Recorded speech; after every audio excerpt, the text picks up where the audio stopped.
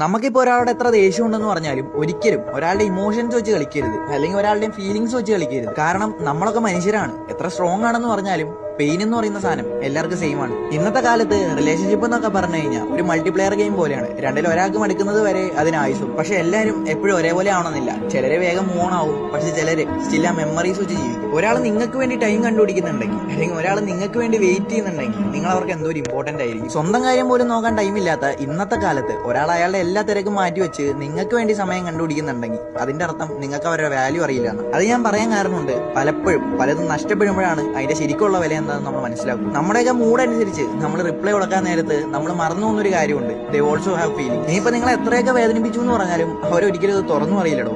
കാരണം അവരുടെ ഫീലിംഗ്സിനേക്ക് അവർക്ക് ഇമ്പോർട്ടന്റ് നിങ്ങളുടെ തന്നെ. സോ അങ്ങനെ ആരെങ്കിലൊക്കെ ലൈഫിൽ ഉണ്ടെങ്കിൽ വിട്ട് കളയാതിരിക്കാൻ നോക്ക്. പോയാൽ പിന്നെ ചിലപ്പോൾ തിരിച്ചു കിട്ടിയെന്ന് വരില്ല. ഇത് ഞാൻ അങ്ങനെ ആരും ഉദ്ദേശിച്ചല്ല പറഞ്ഞത്. പക്ഷെ ആരെങ്കിലും ഒക്കെ ഉദ്ദേശിച്ചതായിട്ട് നിങ്ങൾക്ക് തോന്നിയിട്ടുണ്ടെങ്കിൽ, അല്ലെങ്കിൽ അതിൽ മേ ബി നിങ്ങളെ കാണാൻ പറ്റിയിട്ടുണ്ടെങ്കിൽ ഇപ്പോഴും തിരുത്താൻ സമയമുണ്ട്. പിന്നെ വീഡിയോ ഇഷ്ടപ്പെടുകയാണെങ്കിൽ ജസ്റ്റ് ഒന്ന് ലൈക്ക് അടിച്ചേക്ക്. ഫോളോ ചെയ്ത ആരെങ്കിലും വീഡിയോ കാണുന്നുണ്ടെങ്കിൽ ജസ്റ്റ് ഒന്ന് ഫോളോ ചെയ്തേക്ക്.